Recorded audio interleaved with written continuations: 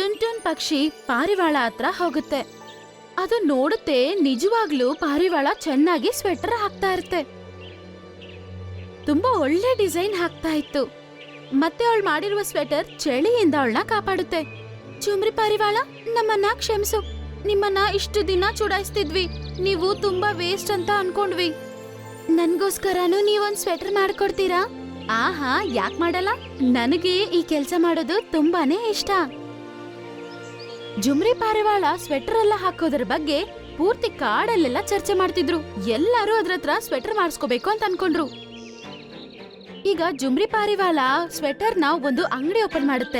ಅಲ್ಲಿ ಜುಮ್ರಿ ಪಾರಿವಾಳ sweater, cap ಎಲ್ಲ ಮಾಡಿ ಮಾರ್ತಿತ್ತು. ಆ ಸ್ವೆಟರ್ ಎಲ್ಲ ಮಾಡಿದ ತಕ್ಷಣ ಮಾರೋಗ್ಬಿಡ್ತಿತ್ತು.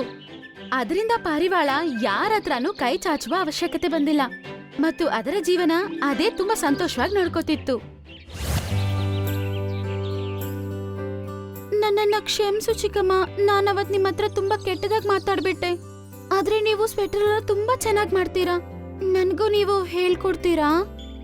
ಹಾ, ಖಚಿತವಾಗ್ಲು ನಿನಗೂ ನಾನು ಹೇಳ್ಕೊಡ್ತೀನಿ. ನೀನು ನಿನ್ನ ಮನೆಯಲ್ಲಿ ಸ್ವೆಟರ್ ಮಾಡ್ಕೋಬಹುದು. ಜುಮ್ರಿ ಪಾರಿವಾಳ ಪಕ್ಷಿಗಳಿಗೆ ಸ್ವೆಟರ್ ಹಾಕೋದೆಂಗೆ ಅಂತ ಹೇಳ್ಕೊಡುತ್ತೆ ಮತ್ತು ಪಾರಿವಾಳ ಸಹ ಸ್ವೆಟರ್ ಹಾಕಿ ಮಾರ್ತಾ ಇತ್ತು. ಅದರಿಂದ ಎಲ್ಲಾ ಪಕ್ಷಿಗಳಿಗೂ ಅದಂದ್ರೆ ತುಂಬಾನೇ ಇಷ್ಟ ಆಗ್ಬಿಡ್ತು. ಇವಾಗ ಅದಕ್ಕೆ ಕಣ್ ಕಾಣಿಸ್ದೇ ಇರೋದು ಯಾರಿಗೂ ಸಮಸ್ಯೆನೇ ಇಲ್ಲ.